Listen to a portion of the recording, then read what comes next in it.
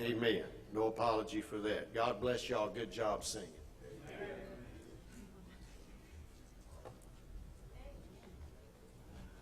Brother Farley, thank you for allowing me to be here this morning. And I love coming to Shady Acres Baptist Church. I really do. I say that everywhere that I go, but I don't always mean it. But I do mean it here. And 22 years ago, my dad called me in January of 93, 94, and I was stuck in a hole in Van Zandt, Virginia. And he said, you and Jennifer need to get in your car and come to camp meeting. So we drove from Van Zandt, Virginia all the way to Houston, Texas. I had heard of Jack Wood all of my life, never met him until then, and came to our first camp meeting here, and the Lord just knit our hearts together, and I've always enjoyed this place. I learned a lot. I learned missions from here, and I will always thank God for the church. 2 Chronicles chapter 16. Would you go there? 2 Chronicles chapter 16. Joy to be here. Looking forward to the service this morning. And then tonight, got to leave in the morning, head back to our house. We got a youth conference starts tomorrow night. Lots of folks coming in. But good to be able to be here for a couple of services. 2 Chronicles chapter 16. I'm going to preach to myself this morning more than I am to you. This is something the Lord has really touched my heart about. And this is my plea, my prayer. And I don't know if it qualifies as a camp meeting sermon. That's why he puts me up first to get it out of the way. And I trust that the Lord would use it. 2 Chronicles chapter 16, sometime last year I preached a series of sermons in our church on sweet texts in strange places. Every once in a while you'll come to a verse or a statement in the Bible that just stands out. And one of the things that makes it stand out is that it's in such an odd place. For example, 1 Chronicles. I don't know anybody who would say that 1 Chronicles is their favorite book in the Bible. When you read chapter 1, chapter 2, chapter 3, and it's just lists and lists of names of you can't pronounce, and if you could pronounce them, you wouldn't know who they were anyway. And right in the middle of it, it is interrupted with Jabez was more honorable than all of his brethren. It's just like an oasis in the middle of a desert. And there are several verses like that. One of those is in 2 Chronicles 16 and verse 9. For the eyes of the Lord run to and fro throughout the whole earth, to show himself strong in the behalf of them whose heart is perfect toward him. For the eyes of the Lord run to and fro throughout the whole earth, to show himself strong in the behalf of them whose heart is perfect toward him. 2 Chronicles chapter 14, 15, and 16 tells the story of a man named Asa.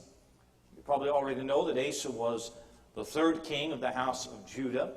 He was the good son of a bad father.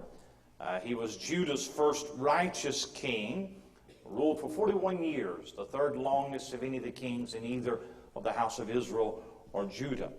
It is the story of Asa that we find this particular text that I've read to you in verse number 9. And what makes the statement stand out to me is the setting of the statement. It is a blessed statement, but it has a very dark background. And the statement is not saying that Asa was such a man that God was looking for. It is saying that Asa was not the man that God was looking for. And when I read that God is looking for somebody that he might demonstrate his power in, I say, sounds good to me. If he is still looking for somebody in this day, I want to be that man. Our church right now, we're facing some big decisions right around the corner. Met with some men Sunday. We're going to have to expand again and knock out a wall somewhere. And the church is growing, and my children have graduated and are growing up. And so in my family, in my children, in my ministry, and my preaching, I need the good hand of God. So when I read this, I say, Lord, if you're still looking for somebody in this day and age, then, Lord, would you look at me? Would you find in me whatever you're looking for that would qualify me for a demonstration of the power of God.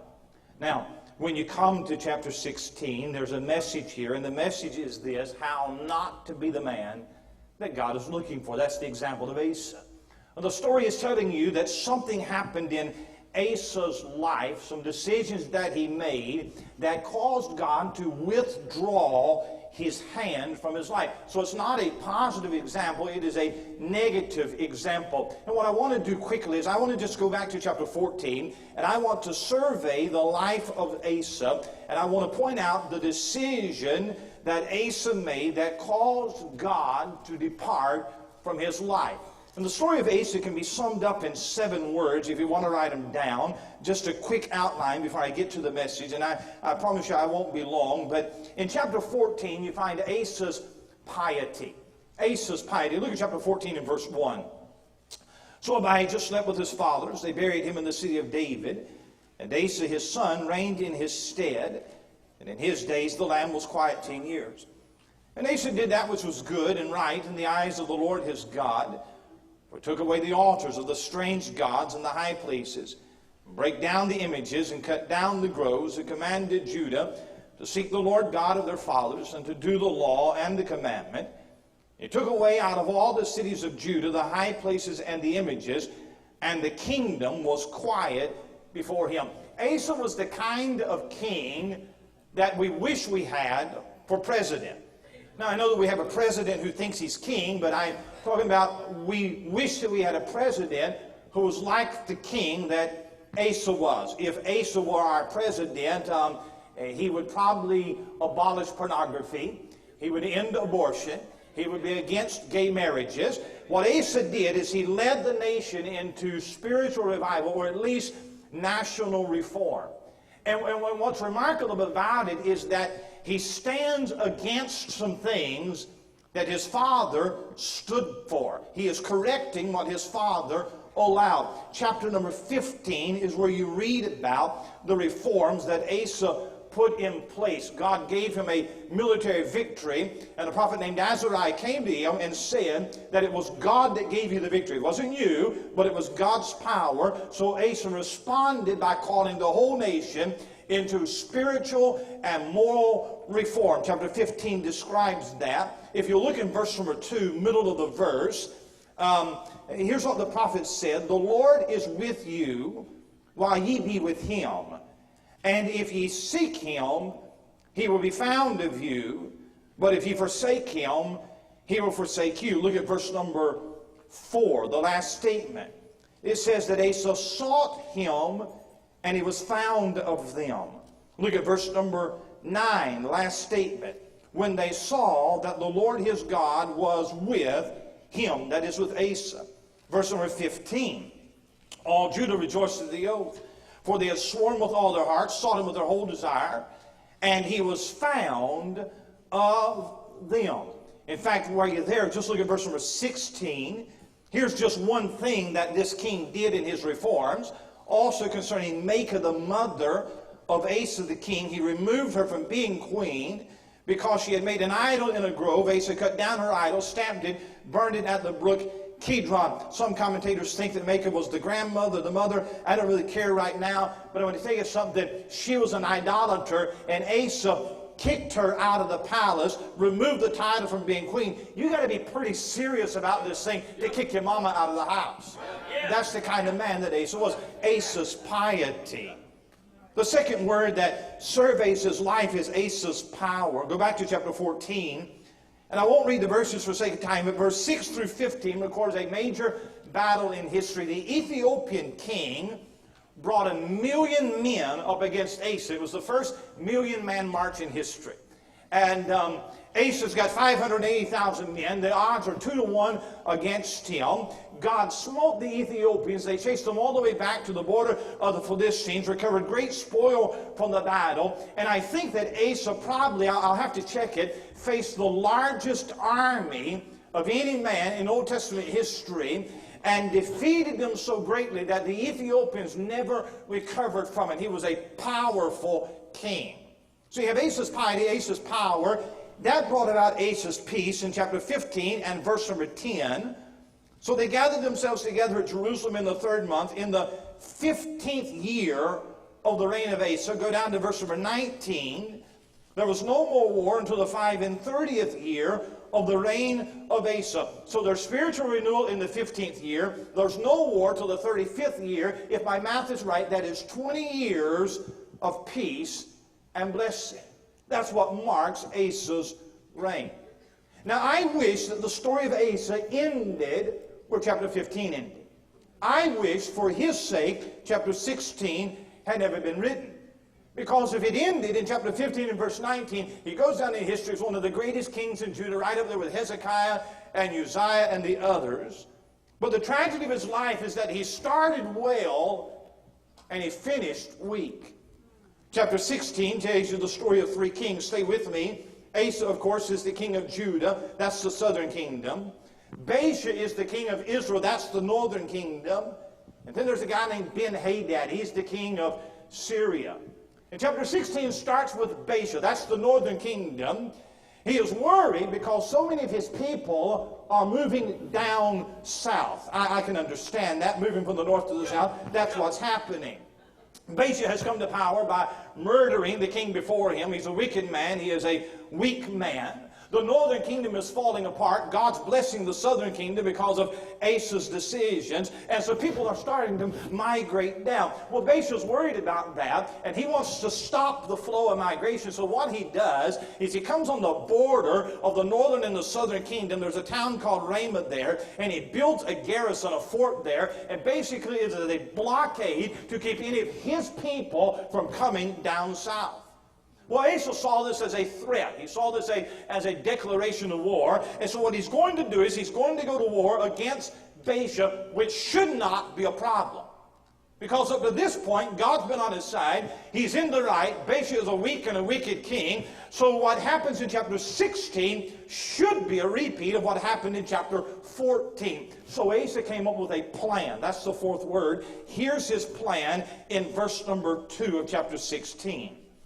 Then Asa brought out silver and gold out of the treasures of the house of the Lord and of the king's house, and sent to Ben-Hadad, king of Syria, that dwelt at Damascus, saying, There's a league between me and thee, as there was between my father and thy father.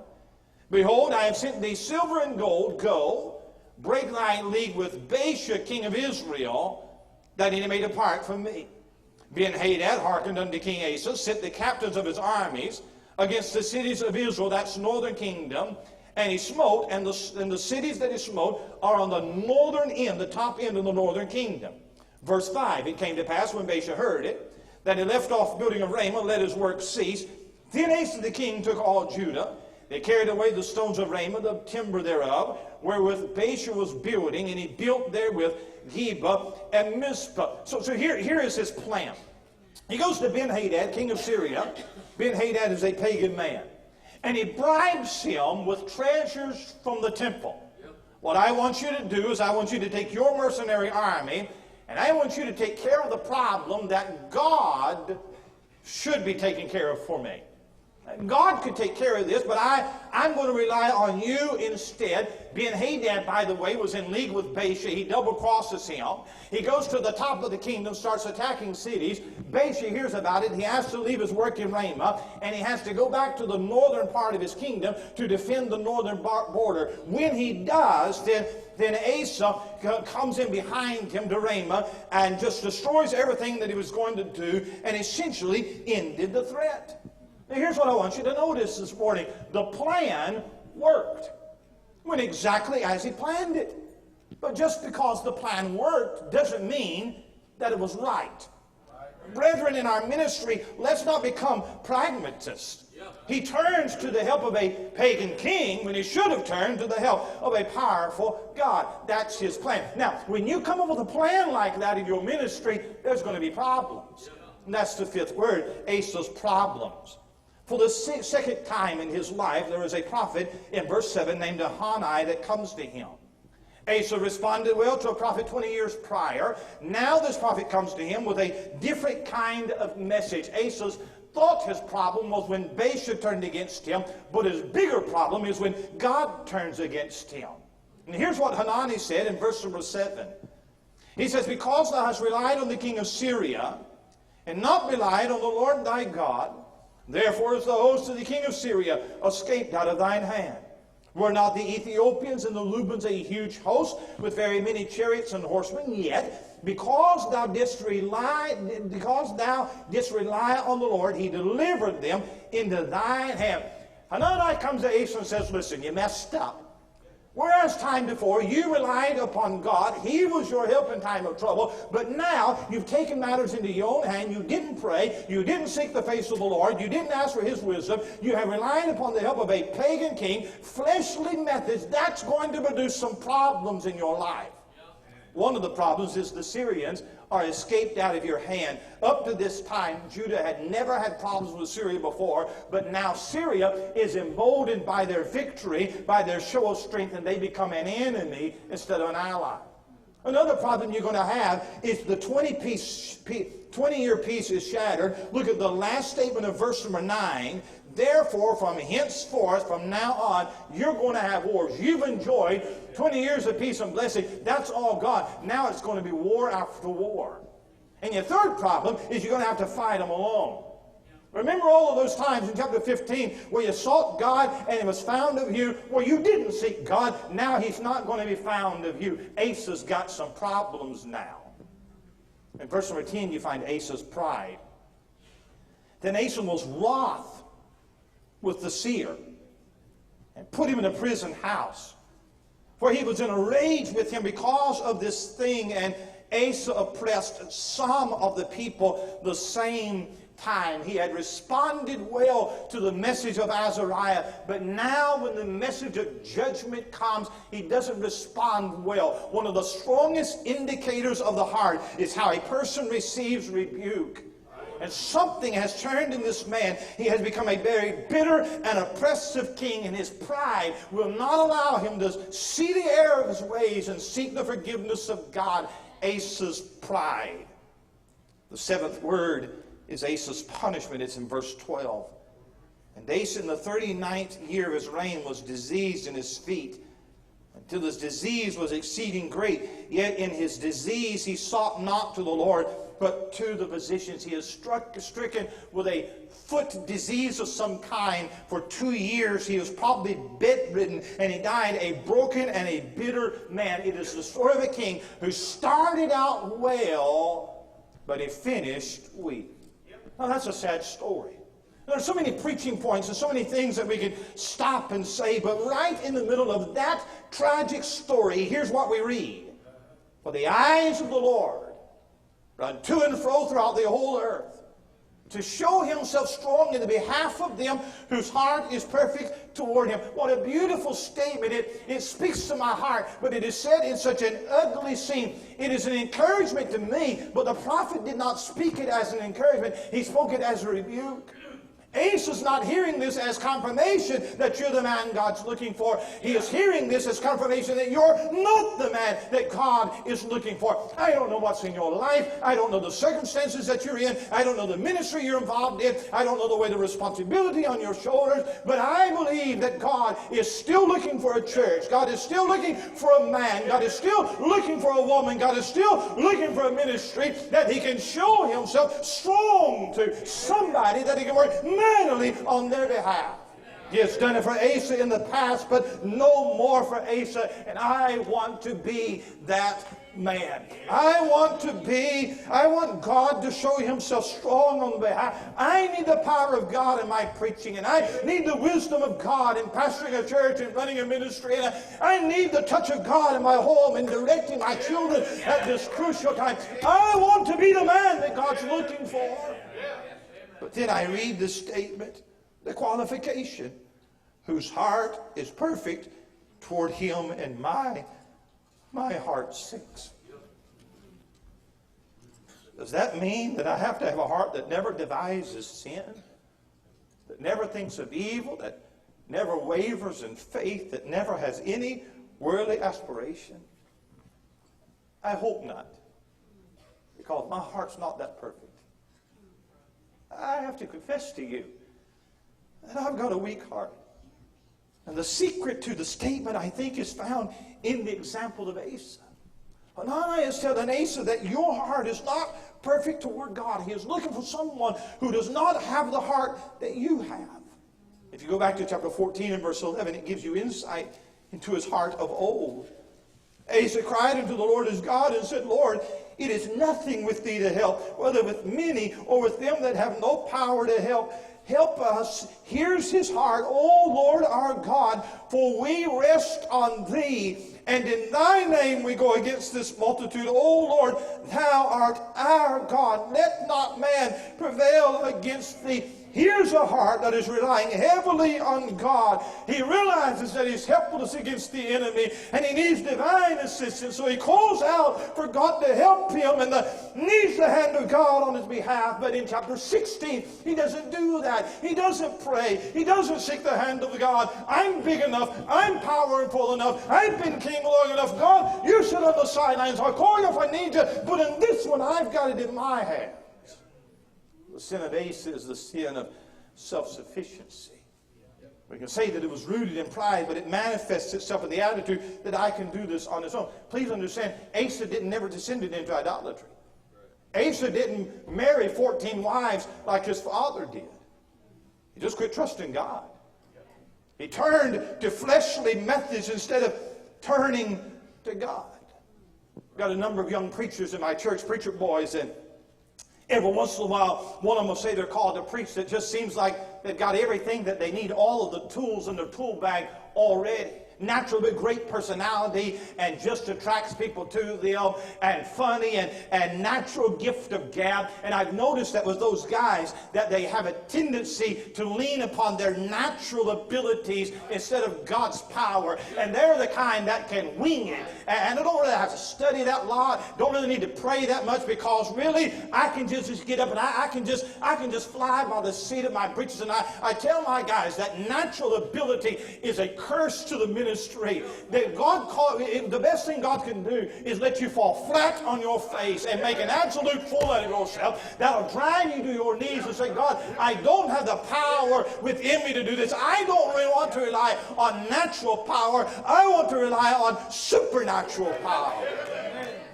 God called me to preach. I think that sometimes, I don't know how, he can't regret now having called me to preach, and God didn't give me a great personality, and God didn't give me the natural gift of gab, and God didn't give me a personality that just draws me. I have to work at this thing. I have to study, and I have to pray, and I have to beg God, don't let me make a fool out of myself. But what it does is it makes me dependent upon the power of God, and what that also does is it makes me realize that if anybody gets saved, if anybody gets any help, it sure wasn't me that did it. It was God that did it. I want to be this man. I want to be the person that he's looking for. But how do you catch the eye of God? How do you get God to show himself mighty on your behalf? He's not trying to see how you can impress him with what you can do. He's not wanting you to use him as a last resort when everything else fails. What moves God is a heart of humility and brokenness and an acknowledgement that I can do nothing without you. He's not looking for strength. He's looking for trust. In this chapter, quickly, I'm done. In this chapter, Asa demonstrates that life of self-sufficiency that takes the hand of God off of your life. I give you 4 marks of it. First of all, the self-sufficient life robs God of what rightly belongs to him. Whenever the kings of Judah would win battles and would capture the spoil of the enemy, and they would bring that home to Jerusalem, a lot of that spoil went into the temple, the house of God, as a memorial of what God had done. Look back at verse number 18 of chapter 15. He brought into the house of God, that's the temple, the things that his father had dedicated, that he himself had dedicated, silver and gold and vessels. That may have been some of the spoils of the battle. But there are vessels in the temple that has been dedicated to God. It has been brought to the altar, it's been prayed over, and it belongs to God. Chapter 16 and verse 2. Then Asa brought out silver and gold out of the treasures of the house of the Lord and of the king's house, and sent to Ben-Hadad, king of Syria. I ask you a question. Who does that belong to? That belongs to God. He's already given it to God. Now he's taking it from God, and he's giving it to a pagan king to help to buy itself. He gives Baasha his trust and God's treasure. And a life of self-sufficiency will always rob God of what rightly belongs to Him. A life of faith glorifies God, but a life of self-sufficiency glorifies self. And when self is glorified, then you're taking the glory that rightly belongs to God. Does that make sense to you?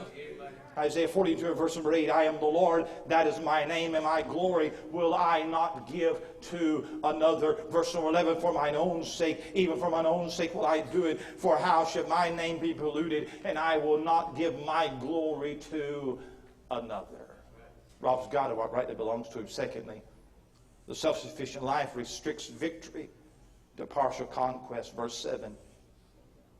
He says, at that time Hagane the seer came to Asa, king of Judah, and said unto him, because thou hast relied on the king of Syria, and not relied on the Lord thy God, therefore is the host of the king of Syria escaped out of thine hand.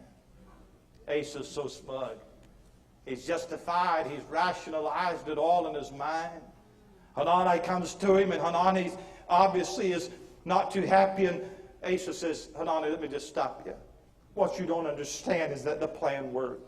I know that Ben-Hadad is a wicked king, and I know Syria is a pagan nation, but I was able to manipulate him to help me defeat Baasha, and so the plan worked. But what he doesn't understand, that instead of gaining a trustworthy ally, he has just earned a crafty enemy, and the final years of his life is going to be war after war after war. The peace that he enjoyed is over. And in the arm of the flesh, you can succeed at spiritual victory for a while. You ever met somebody that spiritually was just up and down, up and down? Their life was like a yo-yo. One moment they got victory, the next moment they're defeated. One moment they got, I've got several men in my church that it just seems like about every couple of months, I've got to talk to them, take them out to lunch, pump them up, get them back in track, and they'll be fine. They'll be gung-ho, but in a couple of months they'll be right back down. The reason why is that they're not relying on the strength of the Holy Spirit. They're relying on the strength of the flesh. In the book of Judges, the tribe of Manasseh, they are allotted land that they have to conquer. They only took partial possession, and instead of driving the enemy out, they chose to dwell with the enemy. There were Canaanites that they favored. There were Canaanites that they feared, and so they have the tragedy of a partial possession of what God has given them. And there is no telling this morning the person that you and I could be for God, but I'm afraid that we settle for a partial possession Christianity. But oh, for a life that is completely devoted to God. Oh, for a heart that sees nothing in itself but a strength that comes only from the Lord. Amen. The self-sufficient life, it restricts victory to partial conquest. Thirdly, I'm almost done. The self-sufficient life resents truth when it becomes personal. Verse 10. Asa was wroth with the seer, put him in a prison house. He was in a rage with him because of this thing. And Asa oppressed some of the people the same time. This is the same king who rid the nation of idolatry. This is the same king who did right when his father did wrong. This is the same king that kicked out his queen mother. This is the same king that led the nation into a great revival. But when his sins and failures were pointed out, oh, I'm good at pointing out somebody else's failures, but don't say anything about my failures. He becomes indignant. He becomes offended. He is good at correcting the sins of others, but he doesn't have the spirit to receive personal rebuke. Oh, you can tell so much about a person's heart as to how they take rebuke. Godly rebuke has value in it, doesn't it? Oh, we don't like it. It might hurt, but there's worth in it. Because godly rebuke is what keeps us on the path of life and of wisdom. Loving rebuke is not an act of hostility. It is an act of love. The humble man will not be hurt by it. He will be helped by it. And Asa should have thanked Hagane for the rebuke, but instead, he despised him. And the self-sufficient life resents truth when it becomes personal. And number 4, it reduces life to a pitiful existence. Verse 12. And Asa in the 39th year of his reign was diseased in his feet, until his disease was exceeding great. Yet in his disease he sought not to the Lord, but to the physicians. Some commentators think that Asa had gout. I don't know. But for 2 years he was a prisoner of his bed. For those 2 years he would not seek help. His sin is not in that he sought help from the physicians. His sin is that he didn't seek help from the Lord. Nothing wrong with going to the doctor, but pray before you go. He wouldn't turn to the Lord. And the crippling pain was a voice in his head every day, calling him to call out for God. But for 2 years he shut that voice down. Here is a king who won great exploits on the battlefield, but now he is a crippled, handicapped, has a pitiful existence, and he dies a broken and a bitter man. And Hagane speaks this statement to Asa. He's saying, Asa, God's looking for somebody very much unlike you. When you relied on God, you were strong. But when you rely on yourself, you are weak. And I believe that God is still looking for people to trust Him. I believe God is still looking for somebody that says, God, I am nothing without you. I am prone to mistakes. I am prone to messes. And you've placed such a weight of responsibility on my shoulders that what you've asked me to do is the impossible, and I want you to be glorified through this. But if you don't get in this, there's going to be no glory for you. And I've made a mess of things, and I really need your help. And God, your task is too great. Whether it's raising children or pastoring a church, you must come to my aid. I'm nothing, you're everything, and I need you. And if you are still looking for somebody, if your eyes are still running to and fro, would you find in me that which you did not find in Asa? Would you find in me a trembling but a trusting heart? Find in me a little child who simply has the audacity to believe you. And would you show yourself strong in my behalf?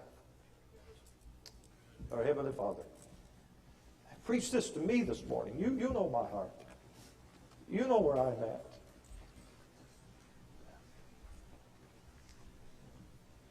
I need your touch. I need your power every day.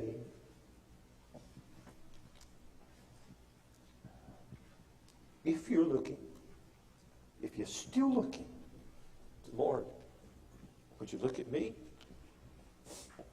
Jesus' name. So stand, pray 345, hymn.